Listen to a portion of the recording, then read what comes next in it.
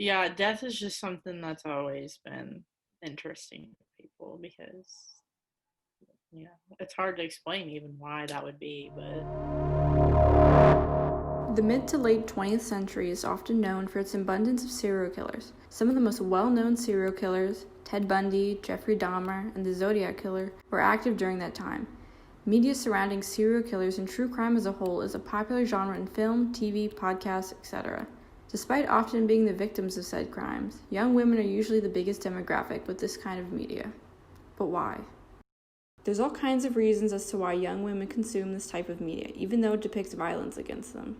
my mom, like, we would literally sit on the couch and watch, like, the ID channel for fucking, like, hours. So it began, I want to say, around like a year and a half ago. My mom used to watch like a lot of like Law and Order and stuff like that when I was younger. So I kind of grew up around it and I kind of couldn't help but be around it. I never realized it until talking to my friends that I had a similar experience too. My parents, especially my mom, watched Law and Order all the time when I was a kid, so I was just kind of used to it. I found BuzzFeed Unsolved, and I was very much into the ghost hunting stuff. I'm a big ghost like hunting fanatic. I love all that paranormal BS. So I started getting that, and then I watched all their like the supernatural genre one, and then I was like, maybe I'll move on to true crime. People would do like their makeup and they would tell like true crime stories while they did their makeup. So it wasn't really like Law and Order or like NCIS anymore where it was like fake. It was like stuff that had actually happened. It wasn't until about high school where I started developing my own interest in the subject. I think my first introduction to true crime stories was actually BuzzFeed Unsolved. I found the humor mixed into storytelling comforting, and it gave me the ability to watch it without feeling scared. Since then, I've only continued to learn more about serial killers and listen to true crime stories. I love this right off the bat. What do you love about it?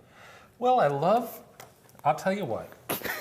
I love it when serial killers have a fun little thing. I don't approve of serial killers, but I think if you're gonna kill a bunch of people, you might as well have some fun with it.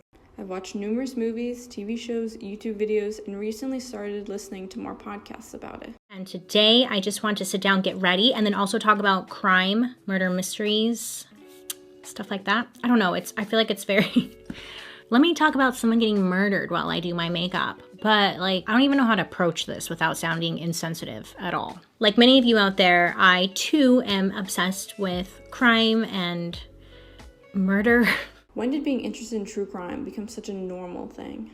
We have never had like social media like we do now, where you can learn so much about all these cases that have happened. There's just so many of them. Everyone likes it. It's just now that no one's ashamed of it anymore because it's so normalized and everyone's desensitized to it that they crave more. I just thought it was so weird and perverted all my life for loving this topic so much. And you can't tell anyone because they're going to think you're psychotic or Yes. like into murder, which you're not. You're just like fascinated by the idea, the whole concept. Right. During what most people think of as the peak of serial killers, there were a lot of young women who had more than just an interest in true crime stories. There were women who would actually fall in love with these men and would write them love letters. Once you start to take it in and you start to consume it, I guess, once you start favoring the killer over the victim, I think that's when you need to check yourself in a mental institution, because clearly we're not reading the same story anymore. We're not consuming the same media. Like, you're romanticizing somebody that is a murderer. Every time he turns around, I kind of get that feeling, oh no, you know, he's gonna get me next, you know. But yet you're fascinated by him. Very, very. Every night when I go to bed, I just, you know, I get very scared. I shut my door and lock him, you know. I'm not afraid of him. He just doesn't look like the type to kill somebody. You try to imagine yourself in his place and to see how he's feeling, looking at the pillows with blood stains and everything, if he really did it or not. It's very strange to think about these women developing feelings for these men after finding out what they've been accused of. Richard Ramirez, the Night Stalker, even got married while he was in prison for rape and murder. I think it goes back to they're just not a real person to them. They're like an idea or like a thing that's just like untouchable or unreachable, but like they want it because nobody else has it. Like, maybe they're living like vicariously through these men, because some of these guys that they're writing letters to are really not that attractive.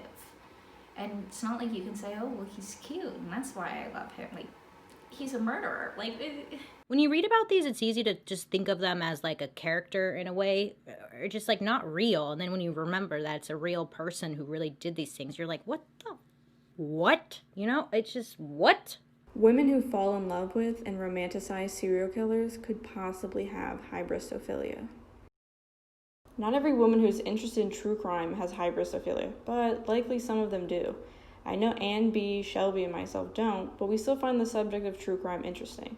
In fact, most women who enjoy listening to stories about it probably don't have hybristophilia. I went to a horror convention last year before COVID hit, and they had stands with a ton of girls just buying all this like merch that was made by people that were like, you know, I love Ted Bundy or whatever. It was like really weird. And I was standing there like, I didn't think about it until my cousin was like, that disgusts me because people died from his hands. I think women in particular are really interested in true crime because we're just kind of like, we just kind of want to know what to look out for. Like, oh man, maybe that man doesn't need help loading his boat in his car and maybe he's gonna kill me or something like that. Listening to true crime stories can also be seen as a handbook of what not to do and how to avoid being a victim of these crimes. Here, grab this. Oh, okay. Good, just set it down. That's good. Get in the truck and I want to push it all the way up. I really appreciate it. Thank you. Thank you. Yeah, push it all the way there.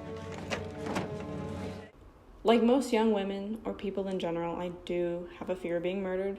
Despite that, I'll still willingly watch true crime stories for entertainment.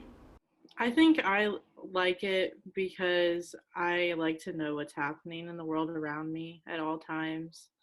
And a big part of that is just like our criminal justice system and crime and things like that. I think it's just like such a big part of like me growing up, and like my mom was always really into it and stuff. So I just think like it's been such a big part of like my media growing up that I kind of can't help but be interested in. But it is kind of nice to have those pointers, I guess. Despite there not being any serial killers being popularized in the media right now, there are still some women who could have hybristophilia, such as the ones who are obsessing over Zac Efron playing Ted Bundy in the 2019 film Extremely Wicked, Shockingly Evil, and Vile. They were Disney Channel characters, and you have these girls who were big fans of them before they took that role, of course, and that's all they see. I just think that putting these people in these roles are making it so easy for women to be like, oh, well, it's Zac Efron. It's not Ted Bundy, it's Zac Efron. And he's hot, so obviously it's fine because it's just Zac Efron. I'm not in love with Ted Bundy, I'm in love with Zac Efron, who plays Ted Bundy. Yeah, I think once you put an attractive actor in a menacing character's shoes, you suddenly feel like you feel for them because you don't see Ted Bundy and you don't see the actual proof and the actual like real life actions of him. You see Troy Bolton in a courtroom.